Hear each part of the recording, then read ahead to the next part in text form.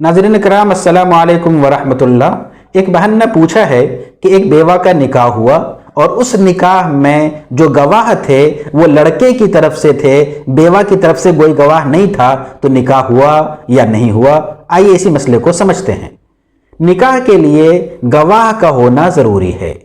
हदीस में ये बात सराहत के साथ कही गई है कि बगैर गवाह के निकाह नहीं होगा। ला निकाह इल्ला बिबय्यिनतिन, यह सुनन तिरमिज़ी की रिवायत है। इसी तरह और भी अहादीस की किताबों में रिवायतें मौजूद हैं। यहाँ तक कि एक हदीस में ये मौजूद है कि अगर कोई औरत निकाह करती है और उसमें गवाह मौजूद नहीं है तो उनका निकाह फनिकाहुहा बातिलुन, कि उनका निकाह दुरुस्त नहीं होगा। तो गवाह होना ज़रूरी है और गवाह के लिए ये शर्त है कि वो आकिल हो, बालिग हो, मर्द हो। और अगर मर्द नहीं हैं, औरतें भी हैं, तो ऐसी सूरत में दो मर्द, एक मर्द और दो औरतें, तब जाके होगा। तो या तो दो मर्द गवाह हो या फिर अगर औरत भी है तो एक मर्द हो और दो औरत हो, ये ज़रूरी है।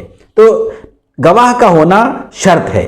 अब बात रही है कि गवाह किसकी तरफ से हो, तो गवाह होना ज़रूरी है। ये गवाह लड़के की तरफ से हो तो भी निकाह हो जाएगा, लड़की की तरफ से हो तो भी निकाह हो जाएगा, दोनों की तरफ से हो तो भी हो जाएगा। तो आम तौर पे ये शक्ल बेहतर समझी जाती है कि गवाह दोनों की तरफ से हो, एक लड़के की तरफ से हो और एक लड़की की तरफ से हो।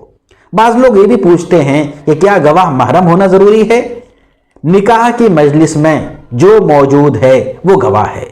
जिसने ईजाब व कबूल को होते हुए अपने कानों से सुना और अपनी आंखों से देखा वो गवाह है। गवाह महरम भी हो सकते हैं, गवाह आम रिश्तेदार भी हो सकते हैं, गवाह अजनबी भी हो सकते हैं, कोई भी गवाह हो सकते हैं। बस शर्त यह है कि उन्होंने बराह रास्त सुना हो और वो मुसलमान हो, आकिल बालिग हो।